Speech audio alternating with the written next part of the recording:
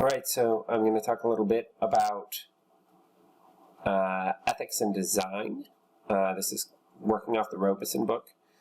And the way that Wade Robeson has really what I take to be a revolutionary approach to the ethics of engineering, where he takes the practice of engineering, the very specific things that engineers do, and tries to explain how he thinks that these ordinary decisions pretty much always have to do with ethics. They are ethical decisions. So I'm going to start off by talking about this place, which you may be able to recognize by looking at it. It's a place that you probably haven't spent very much time in the past week, because this is the Engineering Center at Oakland University. And this is the really cool part of the design of the lobby. I really like those little cubbies, very cool. But if, and I don't have a photograph of it right here, but if you can recall, when you get to the second level of that building, there's a Bruegger's Bagels, I believe it is. And outside of the Bruegger's Bagels, there are these chairs. There's these tables and chairs, and they're all metal. They're entirely metal. And on the ground, the way it is there, when you move the metal chairs against the ground, it makes the worst noise imaginable. An absolutely terrible sort of grinding metal noise, or squeaking metal noise. And it creates this vibration when you're sitting in the chair that's just really irritating. Everything about those chairs, they're cold, they're uncomfortable to sit in, they're shaped kind of strangely. They are the bane of my existence. I dislike those chairs like you can't imagine. They're a little bit like the chair on the right there.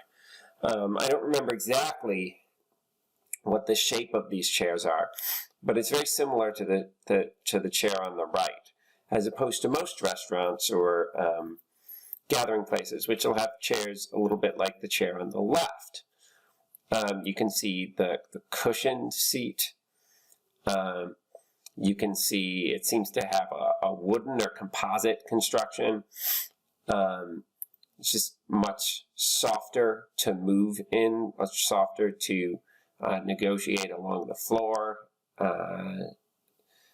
much softer and more comfortable in every way. So we compare these two chairs. Well, there's something that would draw you to the chair on the right if you were building a university, or building in a university. And really, I would say there's two things. One is that it establishes a certain look, a certain feel. And I imagine the architects wanted that certain type of feel in the building, a sort of metallic, a sort of nouveau sort of feel. But also, those chairs, those metal chairs, are freaking durable. There could be a nuclear apocalypse, and in the rubble, you would find those chairs in just pretty much the same condition that they started in. Okay? Those chairs are extremely durable, as opposed to the chair that you see on the left, which, you think somebody sort of adjust their weight a certain way, and it'll break. They're comparatively quite precarious. Moreover, the cushioned seat, if the cushioned seat sort of cracks open after a year and a half, 2 years of use, you either have to find some way to replace the cushion, or to replace the chair entirely, either of which are expensive options. Whereas the metal chair, well, that's guaranteed to cause engineering students at Oakland University great misery for as long as there is an engineering center. So you are saving money on the chair, but you may be saving money in order to maintain a worse cost, which is the discomfort, displeasure, poor experience of people who sit in the chair. So that's how trade-offs work in engineering. I imagine we've already talked about it in class, so you're familiar with the concept of a trade-off. But the point here, the point that Robeson makes, and he makes it about toothpicks and various other objects, but the point here is that designs express values, and the design on the right expresses the value of saving money, of prioritizing looks over comfort, and of durability over any other sort of values that might be on hand. So now if we look at a third chair, we can see this sort of chair. If it were to be used, it prioritizes, I think, comfort. It's a very comfortable chair. It's a rather expensive chair compared to other folding chairs, I imagine. Well, depending on the folding chair, right? It sort of allows air in, which could be a value related to comfort. And it's a folding chair. Another thing associated with a folding chair, if you were to put it in the engineering center, in that spot by the Brugger's Bagels, you might find if you use these chairs, these would be the most likely chairs to grow legs and walk away, right? Not because they know how to walk, but because people would be able to more quickly and agilely carry them out. They're also light. So designs express values, and this is a design that expresses the value of comfort and ease, and quick carrying capacity, also quick stealing capacity. So once again, designs express values, and this is where Robeson, and one of the many reasons in the book, that Robeson says that moral considerations aren't on the edge, they're not peripheral to the practice of engineering. They're the center of the practice of engineering, that engineers are always making decisions that have moral ramifications. We can look at this, if we want to, as a utilitarian, to say that engineering decisions create certain pleasures and certain pains, and that the engineer has a duty to look at those both in the short term and in the long term, perhaps even in terms of quality, like Mill would talk about. Like how can engineers make decisions that increase, as it were, higher pleasures over lower pleasures? This is something that's been brought up in discussions of the character limit on Twitter. When we make a shorter character limit on Twitter, are we dumbing down conversation? Are we making it more likely that the lowest common denominator will win in conversations? Are we limiting depth and creativity? And if we have social media that encourages more longer writing, would that increase depth and creativity? Or perhaps it wouldn't. But these are all interesting questions to raise, and these are questions that those in software and those in engineering will often be making those decisions, but they have ramifications that go far beyond technology. Engineers make decisions with moral import every day, maybe every decision. What are the possible consequences? Well, we have a bunch of negative consequences I list here. We could have corresponding positive consequences. Loss of life, serious injury, loss of money, wasted time, serious inconvenience. If right now, the people who had been developing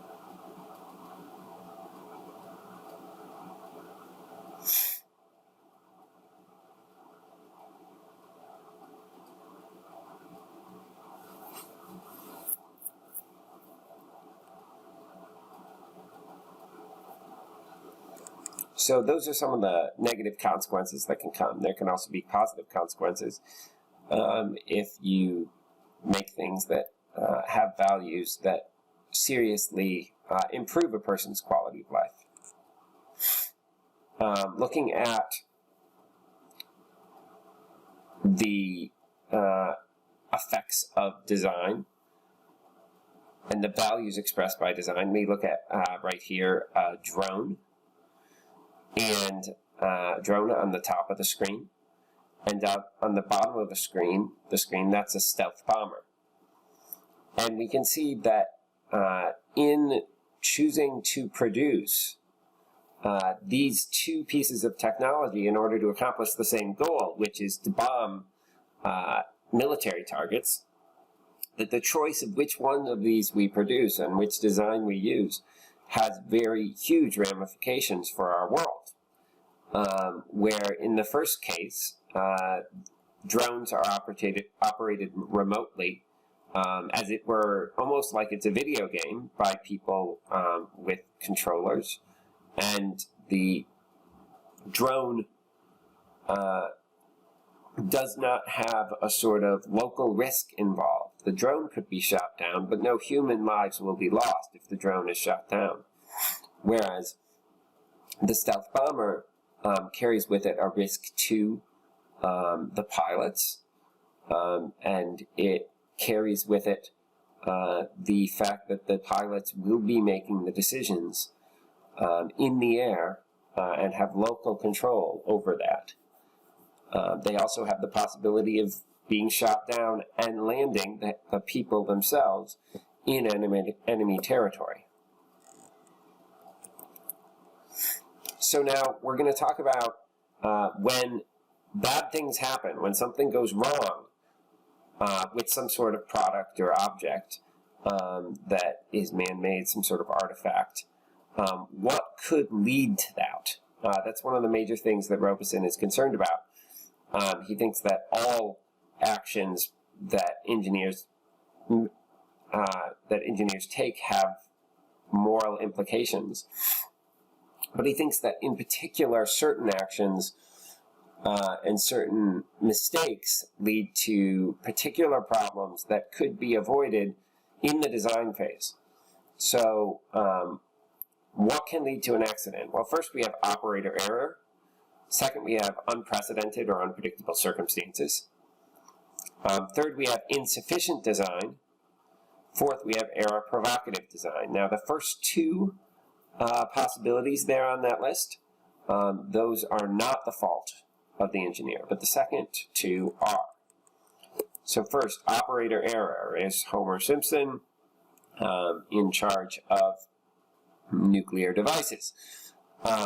Operator error is going to happen when an operator is either not fully trained, is incapacitated in some way, could be drunk, could be really, really tired. Don't put me at the wheel of an airplane right now. Or could be just making a mistake. Now, this is a real possibility when something goes wrong, is it's just that the object was handled in the wrong way. But sometimes operators are blamed for issues that aren't really their fault, or even the operator blames herself for the issue, even though it's not their fault. They might think, oh, I should have read the instruction manual, or I should have known that would happen. But oftentimes there's something sort of hidden about the product that makes the person think that they should have known it would happen. But when you think about it more, they shouldn't have necessarily known it would happen. I think about a time where I almost ran into an injury because of this. I had a power stapler, one of those sort of industrial strength staplers, and a stapler for building, mind you, for construction. And I took the stapler and I operated it in the way that I had always seen those operated. I pushed it against the wall, and the staple came out the wrong side of the stapler. So the stapler has sort of two ends, and I thought it would come out of this end, and it came out of that end. Now, my hand was not in front of that spot, nor was any person's hand in front of it, but there was a serious potential for injury there. And when I looked at it, I blamed myself. I said, wow, I should have realized that looking at the stapler where the staple would come out. But I've used other staplers since then, and they all come out the opposite side. That was not my issue. That was not operator error. That was an error in the construction of the stapler, I would argue. And it doesn't particularly matter to me that had I read the instructions carefully, I would have known. Because not everyone is going to read the instructions carefully. And it is the engineer's duty to have a sense of how these things work. All right. So there are also, if something goes wrong, it could be unprecedented or unpredictable circumstances. So you could say, I built these buildings, and they're very solid buildings, but if they were buildings that were built in 1st century Pompeii, and Mount Vesuvius erupts, as it did, and pours ash and lava all over Pompeii and destroys the city, then it's not my failure as an architect or an engineer. It's not my failure that leads to the destruction of the building that I built. It is just nature. It's just nature winning in that case. Sometimes there's something that you just can't anticipate. Third, the problem could be insufficient design. This is the fault of an engineer.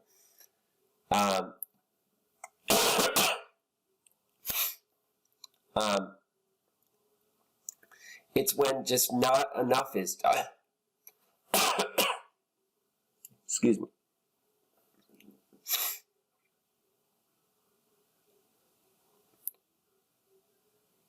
It's when just not enough is done. Okay, there was the possibility of doing a great deal more. This was the case in New Orleans with Hurricane Katrina. We can see from this on the lower right of this picture, there's a levee, and the levee goes all the way across. But the levee was overcome by the flooding from Hurricane Katrina. Is that the fault of the engineer? Well, the engineer could have anticipated a level 5 storm. There had been level 5 storms there before. They could have and should have anticipated a level 5 storm and made the levee high enough so that this wouldn't happen. That's an insufficient design. It's something that people could tell in advance was a risk. Okay? It wasn't hidden. There wasn't anything tricky about it. It was obvious, but it was easy not to take care of, perhaps because of reasons of expense or wishful thinking. Now, a second thing is what's called error-provocative design. This is when the design seems to suggest a certain way of proceeding, but when you do that thing, bad things happen. It's a bad design because it points you in the wrong direction. So the design seems to suggest a certain way of proceeding. When you do that thing the way that you seem to be suggested to do it, things don't work out. There's some sort of bad consequence.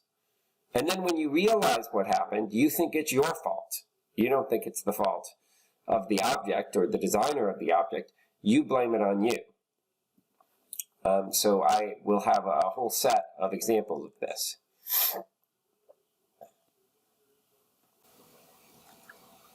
Okay, now I'm just going to go through some interesting error-provocative designs, some of them rather entertaining, and hopefully you'll get a better idea of what we're talking about. Here we go. This is a pencil, and the proper way to use a pencil is to sharpen it, and that decreases the yellow space on the pencil. So here we have too cool to do drugs, not cool to do drugs. until we get to do drugs, and then just drugs. Do drugs is probably the most disastrous part of this. So we can see how using the pencil in the proper way provokes the error when it's designed this way. Very simple case. This is just an error sign, which provokes errors on the part of people who read the sign. Now, this type of thing is surprisingly common. This is a real brand you can find in stores, and they have aerosol cans that look precisely the same for their cooking spray and their fly and insect killer. So if you locate them in a certain spot in your kitchen and you just grab for one, you're trying to cook something on the stove, you're trying to make some stir fry, and you spray fly and insect killer, and then you end up sauteing your vegetables in poison. Probably not a good idea, and it's an error that could be easily avoidable if the designs of the cans were completely different. Similarly, in this case, again, these are real products that you can find at the store. These are, believe it or not, cleaning fluid, bottles of cleaning fluid, but they look to a kid certainly like interesting types of juice. And you have to get pretty close in to most of those to be able to tell that it's not drinkable, that it is for cleaning. And you look over on the one on the right, at least it says bleach in big words. So that's an improvement. But now this, excuse me, this stairway may not obviously strike you as designed in an error-provocative way. It's an interesting design. It's very visually appealing. But you have to consider who's going to be going up the stairway. Now, presumably women work at the company. I hope women work at Apple. And if they're wearing skirts and they're going up the stairway, that obviously creates a problem visually. So and now you see that the steps are frosted, but there's also daylight in between them. So this is a design that is just unacceptable. You can't have this sort of design. What are you going to give everyone a dress code so that in order to go to the upper floors, they have to be wearing pants? So this is error-provocative. You use the steps in the way that they should be used, and a problem occurs. Now, these drive me crazy. These little plastic cases for electronics at the store.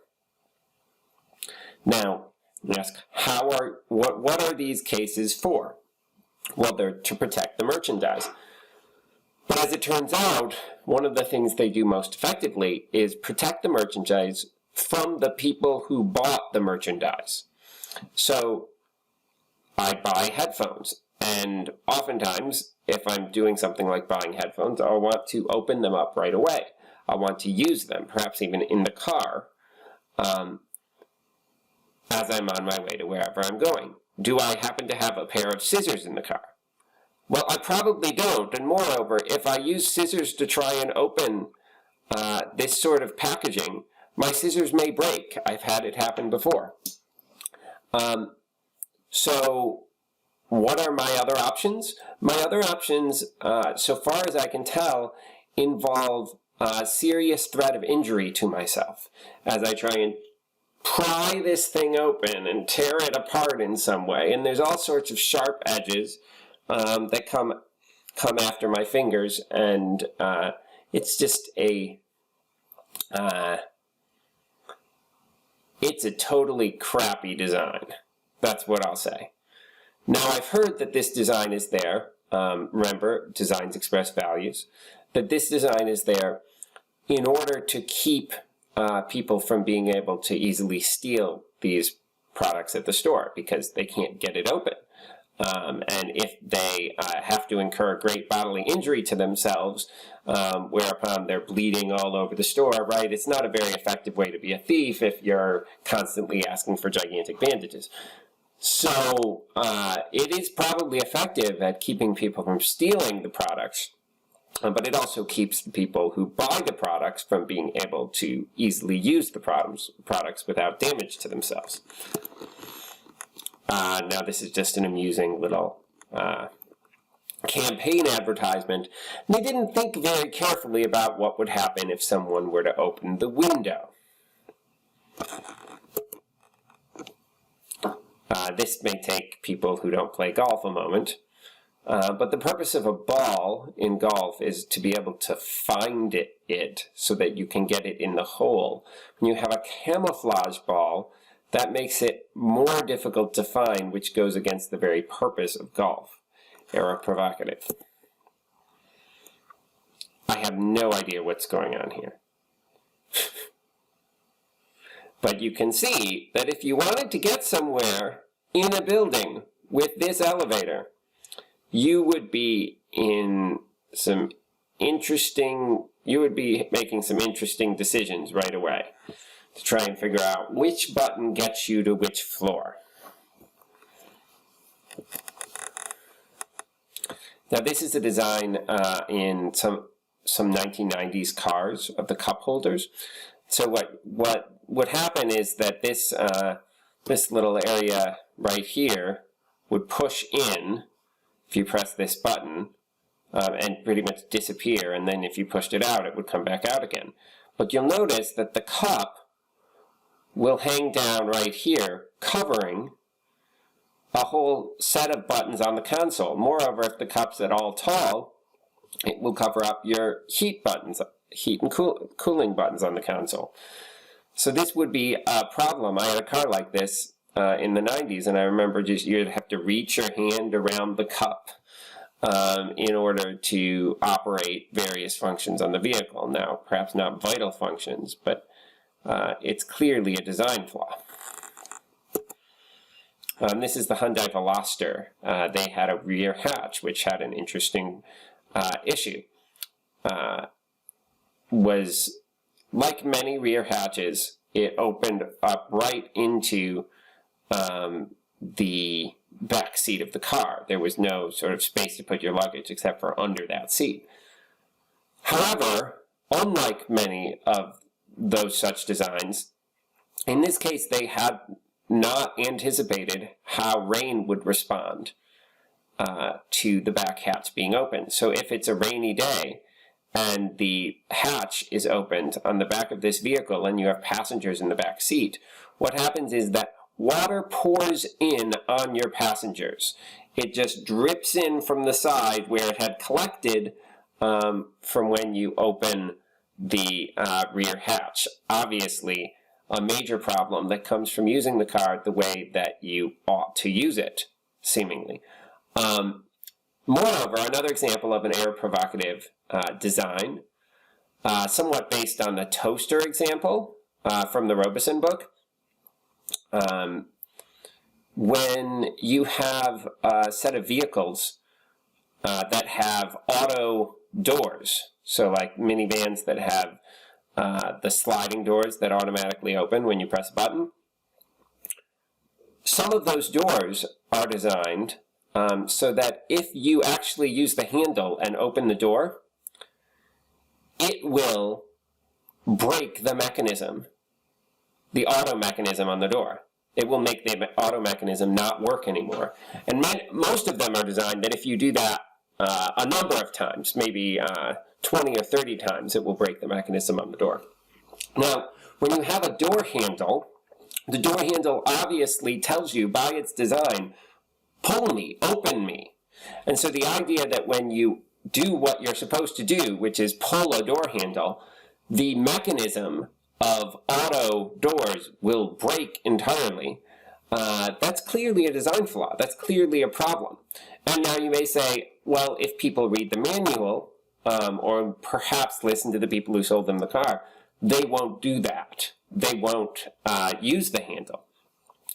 And that would be nice. However, you have to anticipate, whenever you design a product, that a large number of people who use the product will not be people who have any reason to have expertise in using the product.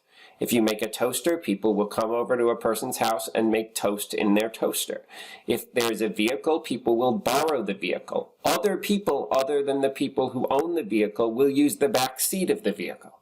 These things happen. These things are perhaps not the rule, but they are much more than exceptions. And so you have to design a product in such a way that the expected way that people would look at to use the product will not lead to these sorts of problems, because then it's going to definitely be error-provocative. Another example you may have noticed is the USB cable. So this sort of connection for USB is a one-way connection, right? If you have it flipped the wrong direction, then it won't go in. Now you may say, that's simple enough, just flip it again. Now we all have flipped it again and had it not go in that way too, right? Because first we had it the right direction, but we didn't have confidence in it, so we didn't get it the first try and then flipped it over, and then we're just going to see. But the key here is not that it's some awful thing, but when you combine the amount of times that people use USB devices, which is a massive amount of work hours in the world every day, with the number of times people make a mistake, we are creating tremendous inefficiency, a tremendous amount of wasting of time, right? If each person just spends 3 hours of their lives dealing with USB cords that are in the wrong direction, then we multiply that by 3 to 5 billion people, we have a massive design flaw, a design fail. And it would be easy to design something like this so that that sort of problem didn't happen, right? So you use it the way it's supposed to be used, and it creates inefficiency, problems, or harm. That's the issue. And don't even get me started on Christmas tree lights, right? Hopefully we can all see why, for dozens of reasons, Christmas tree lights are error-provocative. When you try and do the right thing with them, they give you headaches left and right. Auto faucets, auto flushing toilets. These are error-provocative.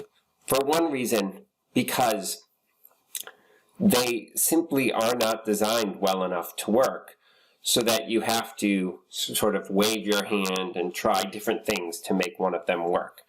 So that could just be a design failure, but if a product doesn't work to that sort of consistency, I would argue you shouldn't be using it at all. They need to improve the designs in order to make these really usable. But there's also other issues with auto systems like this. So one error provocation that I can see from auto flushing toilets is that children are absolutely terrified of them. My daughter will not go to the bathroom at my office. We have to find a way to get her to the bathroom before it. She's 7 now. But she won't go there because she had experience when she was 5 years old of sitting on the toilet to go potty. And while she was sitting on the toilet, it thought that she was done. It made this massive flush and scared her half to death. And she then felt that the toilet was out to get her. If a toilet cannot manage to not flush when a little girl or a little boy is on it, then that is a major problem with its design. And even if it works well for other people, I would argue that this sort of this sort of design flaw should bring you back to the drawing board to try and figure out how you can make it less sensitive and less likely to honestly cause terror. Now, if the flush was less loud and scary, that would be another way to design it to that effect.